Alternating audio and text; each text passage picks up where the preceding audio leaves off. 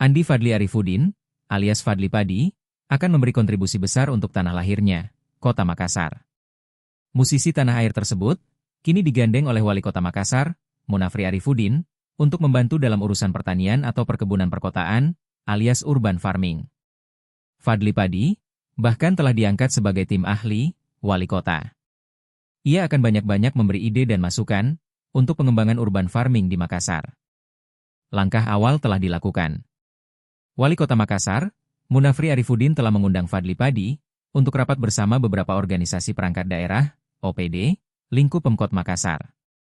Rapat berlangsung di Balai Kota Makassar, Jalan Ahmad Yani, Minggu, 27 April 2025. Kepala Bapeda Kota Makassar, Andi Zulkiflinanda mengatakan, urban farming salah satu program prioritas Munafri Arifudin dan Aliyah Mustika Ilham. Sesuai hasil rapat tersebut, ada beberapa lokasi yang akan dijadikan percontohan kawasan perkebunan.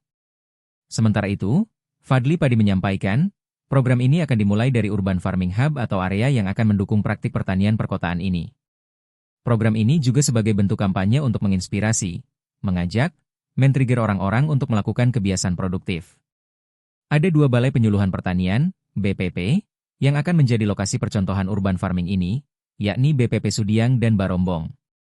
Terpisah, Wali Kota Makassar, Munafri Arifudin menyampaikan, rapat ini sebagai langkah awal dalam menyatukan persepsi terkait konsep urban farming yang akan dilakukan di Makassar. Karena memang dimanapun tempat yang pernah saya datangi memang selalu ada percontohan utama yang menjadi inspirasi untuk masyarakat mereplikasi atau menduplikasi ke halaman rumahnya. Dia bisa membayangkan mana yang menarik untuk mereka. Memang kita biasanya menginspirasi masyarakat untuk semakin bersama.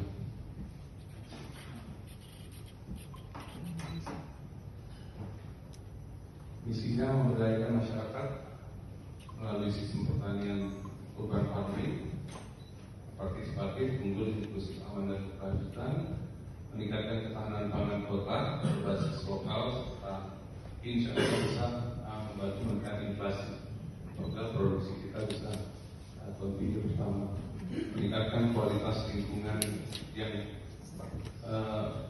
partisipatif melalui pengembangan kebun dan ruang terbuka hijau, menyediakan edukasi dan pelatihan yang relevan dengan kondisi lokal seperti potensi dan kebutuhan masyarakat.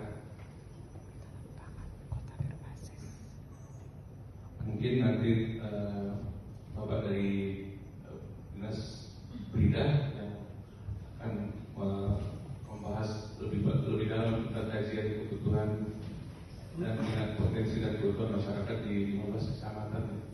Kita mulai dari, insya Allah mulai dari hubnya dulu.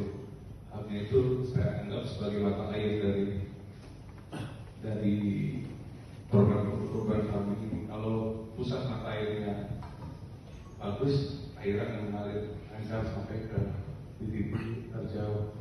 Okay. Next.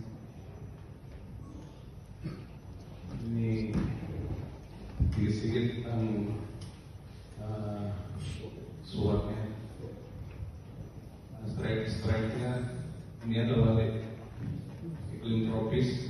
Makassar itu daerah pesisir yang 2 musim punya banyak kelebihan dibanding negara 4 musim, lahan kosong yang masih tersedia, budaya gotong royong, kota strategis di bagian timur Indonesia, dan hari ini dari data yang kami dapatkan dari Dinas Pertanian dan DP2 ada 181 KBD aktif dan kita sekarang mulai reconnect lagi menghubungi.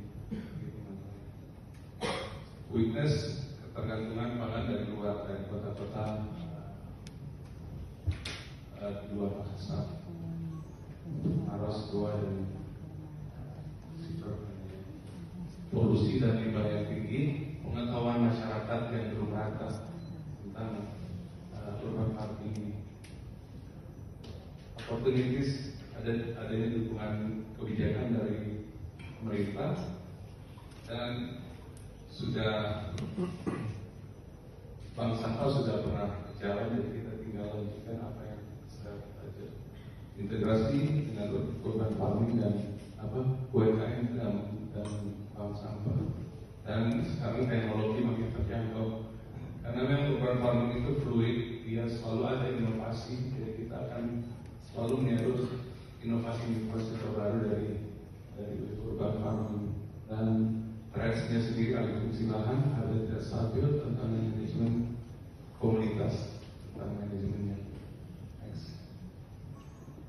Saya mau bikin pendek-pendek cuma karena ini adalah 9 sektor yang mungkin kita bisa jadikan bahan untuk diskusi. Seluruh sektor yang ada di urban farming sebagian besar ada di sini. Ini yang dimasukkan dalam bias di bisnisnya. Ada pertanian, hidroponik, aquaponik, raised bed atau lamfor, budidaya rempah dan rempah, dan tanaman hias mungkin taman. Perikanan darat bisa digunakan sistem bioflok dan aquaponik. Bioflok sudah menyebar di Indonesia, aquaponik juga sudah umum. Mungkin metodenya ada yang harus diperbarui.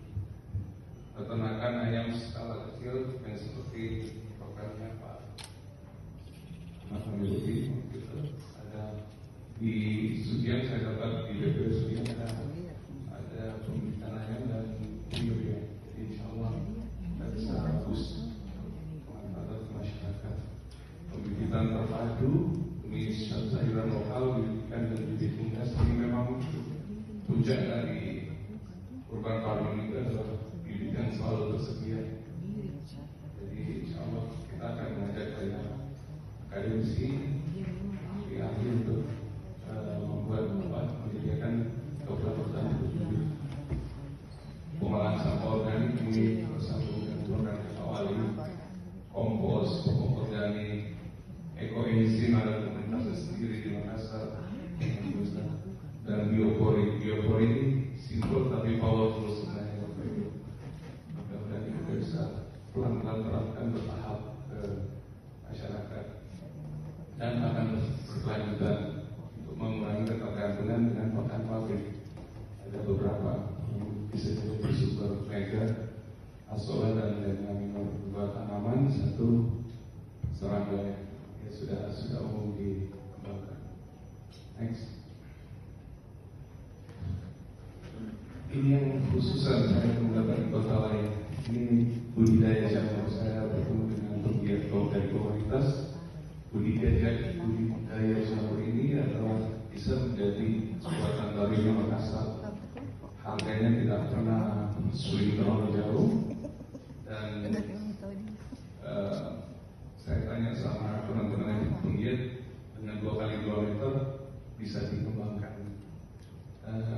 Tidak butuh matahari, bahkan bisa dibawa rumah. Jadi hanya mengatur kelembaban dan flow dan sirkulasi. Tapi saya tidak menguasai ini. Terkait mengenai urban farming ini, dan ini dikoordinatori oleh Pak Fadli. Pak Fadli juga sebagai tenaga ahli wali kota di bidang urban farming ini, beliau menjelaskan tadi konsep dari urban farming ini. Jadi ada beberapa lokasi percontohan terkait mengenai urban farming ini.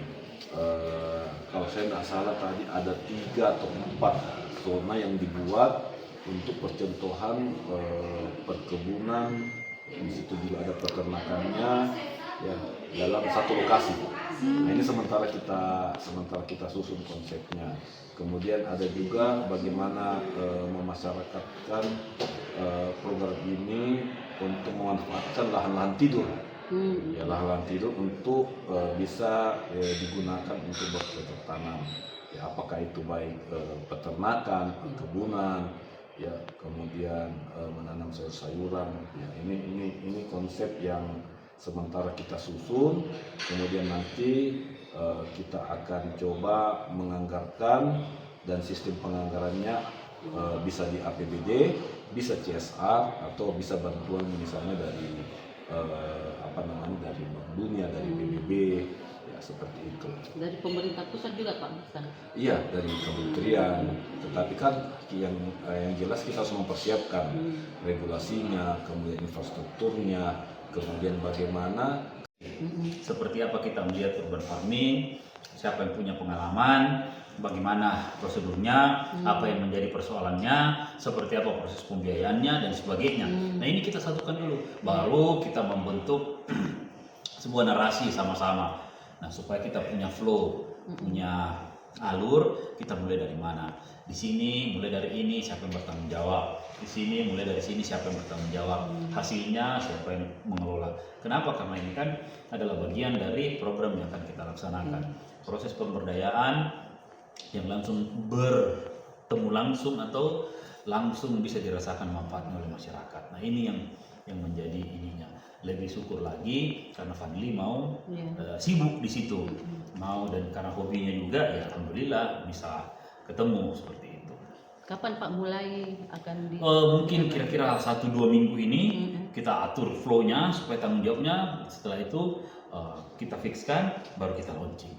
Ada persiapan 2 hub yang akan kita coba lakukan untuk melihat proyek percontohan yang ada di situ dulu. jadi pilot project Pilot Pak, projectnya. ya? Nah setelah itu kita akan tularkan lah ini ke kompleks-kompleks, ke rumah-rumah dan sebagainya secara individu atau berkelompok atau bagaimana bentuknya di dalam satu kawasan. Yang jelas ini kita bisa maksimalkan, tapi harus ada pilotnya dulu.